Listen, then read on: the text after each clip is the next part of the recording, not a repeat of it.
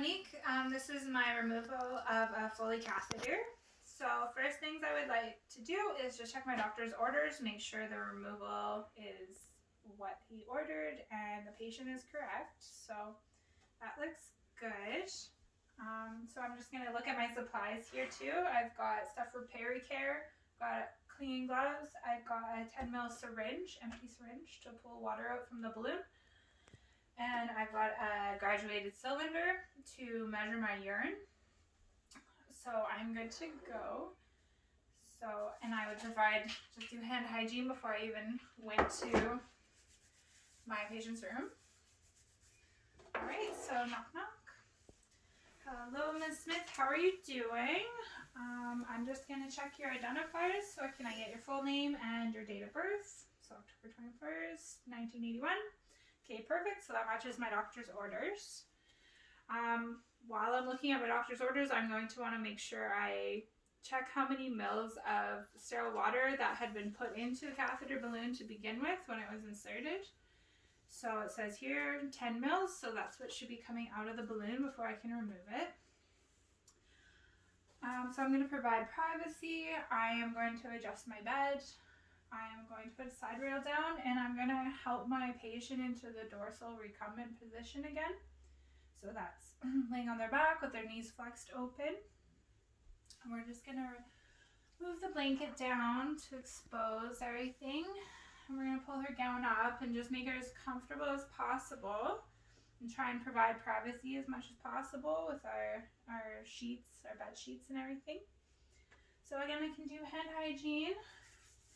Before I get started, I can put gloves on. So Ms. Smith, today we're just going to be taking out your foley catheter as your doctor's ordered.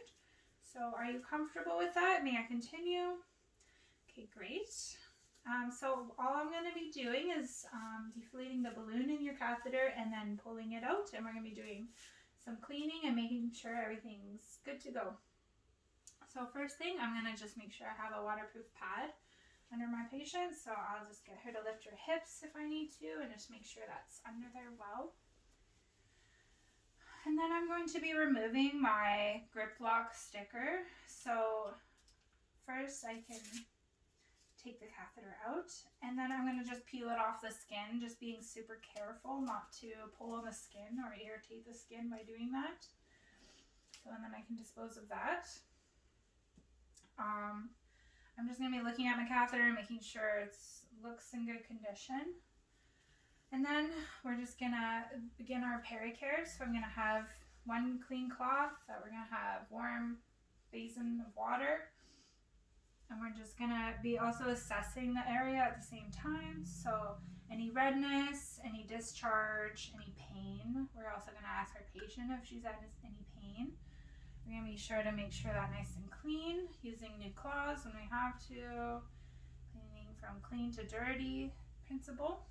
And we're going to make sure to dry it good, being very careful not to irritate the catheter itself.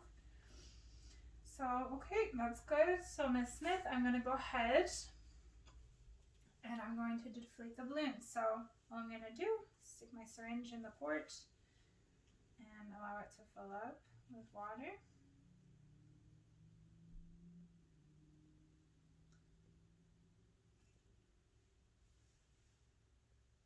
All right, so we have our 10 mils here. So now that's deflated and we'll be able to pull it out. So when we're pulling it out, we're just gonna wanna make sure we're pulling very slowly. We're not forcing anything, not to cause any trauma to the urethra. And we're just gonna make sure we're keeping an eye on our patient and make sure they're tolerating that. Okay, take a big breath, just get them to relax as much as possible. All right, so that's done. So now we can go ahead and we're going to perform peri-care again. So we're just going to make sure everything's really clean from the procedure, doing our clean to dirty principle, making sure everything's really dry. Are we comfortable still, Miss Smith? Are you okay? So we're going to dry. Okay, so that's done. We can put our garbage to the side. And we can take our waterproof pad, put it away, and just cover up our patient and get them comfortable for now.